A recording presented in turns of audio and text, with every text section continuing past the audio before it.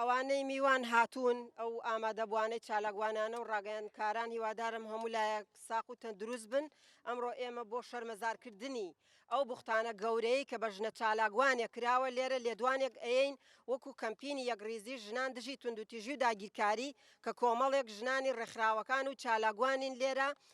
ئێستش لەلایەن چرۆخان لێدوانەکەمانە خوێنرێتەوە با بفەرمێ. ئێمە ژنان بۆ ئازادی تێدەکوژین دژی توندوتیژی وستەم ئێمە ژنان لە بوختان ناترسین هەر تومەت و بوختانێک و توندوتیژیەک بەرامبەر هەر ژنێک بکرێ ئەوە لە کەسایەتی ئەو ژنەدا بەرامبەر هەموو ژنان کراوە بوختانی ئەخلاقی لە کۆمەلگای کوردیدا بە توندوتیژی و کوشتن کۆتایی دێت هەمیشە بۆ ئەوی ژنان بێدەنگ بکرێن و بوختانی ئەخلاقی دەرخێتە پاڵیان ئیتر ئەو ژنانە لە ناو خێزان کۆمەلگا شوێنی کاریان ناو حزبێک ویان چالاکەوان و ڕۆژنامەوان بێ بێر و ژنی ئازادی خواز بێت جیاوازی نییە بۆ ئەو لایەنەی کە بوختانەکەی بۆ دەکات لەم هەفتەی بەڕانگبوونەوەی توندوتیژی ژنان چۆن ئەبێ ئەوە بوختان بە ژن بکرێت ئەو بوختانەی بۆ ژنێکی چالاکەوان کراوە کە کووردە و لە وڵاتی ئەمریکا دەژێ ژنێکی چالاکەوانە خات و شەنیار ئەنوەرە دوور لە هەموو پرەنسیپێکی فەرمانڕەواوی یاسایی و ئەخلاقی و ئاین و کۆمەڵایەتیە بە تایبەتی کەسێک پۆستێکی باڵای هەبێت لە ناو حکومەتە ئەوە زۆرتر شەرمەزارترە ژنان هەمیشە قوربانی سەرەکی بوون لە جەنگ و ململانی و ناکۆکاندا دوور ناڕۆین لە سەردەمی ڕژێمی بەحسدا بۆ ئەوەی پیاوێک تەسلیم بکرێ خێزانەکەیان دەکردنە هەڕەشە و بە شکانی ئابڕویان هەڕەشیان دەکرد لەبەر ئەوەی ژن هەمیشە قوربانی بوو ئێستا هەر ژنێک کارێک لە بەرژەوەندی خەڵک بکات و لە بەرژەوەندی دەسەڵات نەبێت بوختانی ئەخلاقی بۆ دروست دەکەن یان بە شکانی ئابڕووی هەڕەشەی لێ دەکرێت ئەوەش توندوتیژیە چونکە ئەو ژنە ئازار دەدرێت و دڵی دەشکێت لەبری ئەوەی داوای لێبردون لە خەڵک بکەن لەو هەموو نەهامەتی و کۆچ و برسێتی و بێکاری ژن کوشتنە دێن بوختان بۆ ژنانی چالاکەوان دەکەن لەبەر ئەوە ئێمە وەک چالاکەوانی ژنان لە کەمپینی یەکڕێزی ژنان دژی توندوتیژی و داگیرکاری ئەو بوختانە بۆ سەر هەموو ژنان دەبینن و پێویستە نەک تەنها لە شەنیارخان داوای لێبوردن بەڵکو لە هەموو ژنان بکرێت ئەوانەی ئەو بوختانیان کردووە کە نووسینەکەی حکومەتی هەرێمە ژنان پێویستە لە ناو حزبەکان بەرلەمان هەموو جێگایەک بێ هەڵبەست نەبن بەرامبەر ئەو بوختانە و کارێکی ستەمکاریە کە بەرامبەر ژنان دەکرێت.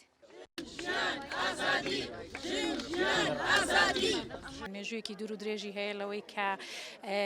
لە سەردەمی دروستبوونی دەوڵەت نەتەوەەوە کە یەکەمین شکانی ڕەگەزی بە کۆیلەکردنی ژن و دەسەڵاتی پیا و سالاری دەست پێکامە هەر لەو کاتەوە درێژ بۆتەوە جیل بەجیل حتا وەکو حیزبەکانی ئێستاش کە ژن بە ئامانجە گرنگچووکە سیستمی دروستبوونی سیستمی دەوڵەتی سیستمی دەوڵەت نەتەوە لەسەر بنچینەی لەسەر ئەساسی کۆیلەکردنی شن دروست بووە چونکە هەموو با بڵین هەموو دەسەڵاتەکانی دنیا بە حتا بە وڵاتە سەرمایه‌دار و زلهێزەکانی شەو لە هێزی ژن دەترسن بۆیە ئەتوانم بڵێم لە هەر حاڵەتێکە لە هەر کاتێکە کە دەرگ بەوە بکەن ژنێک لە شوێنێکدا جێدەستی دیارەیە خود ژنێکی بەهێز هەیە خود ژنێکی بەتوانە هەیە ژنێک هەیە دەتوانێت کە خاڵی لاوازی دەسەڵات خاڵی لاوازی پیاوێکی دەسەڵاتدار کەشف بکە ئەوان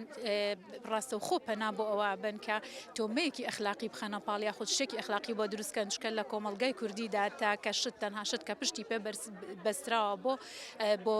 لاوازکردنی ژن بۆ لاوازکردنی پێگەی ژن مەسەلە ئەخلاقیەکەیە کە ئەوانی هەڵبەتە مەسەلەی ئەخلاق کە من ئەڵێم بۆمانە بەرفراونە ناڵم کە لە ڕۆژهەڵاتی ناوەڕاست کراوەتە پێوەر و سەنگی مەحەک بۆ ئەخلاقی ژن یا خود شەرەفی ژن یا خود شەرەفی هەموو پیاوان و کۆمەلگا لە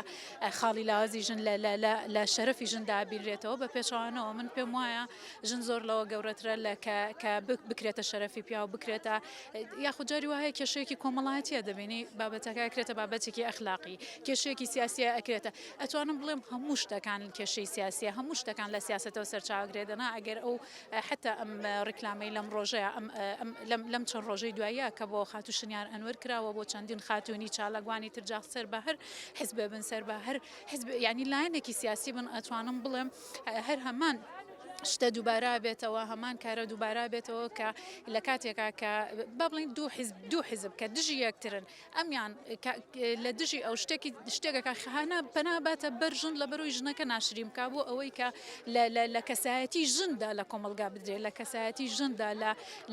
لە سیستمی سیاسی یەکتر بدەن لە کەسایەتی ژندا لە حیزبەکەی بەرامبەر بدا بۆیە ئەتوانم بڵێم ئەم مێژووە ساڵهای ساڵە دووبارە بۆتەوە و تەنها پەیوەندی بە ئەمڕۆ نییە کە لە کەسایەتی ژن دەدرێ لە هەموو پارچەکانی کوردستان توانم بڵێم یەکێتی نەتەوەی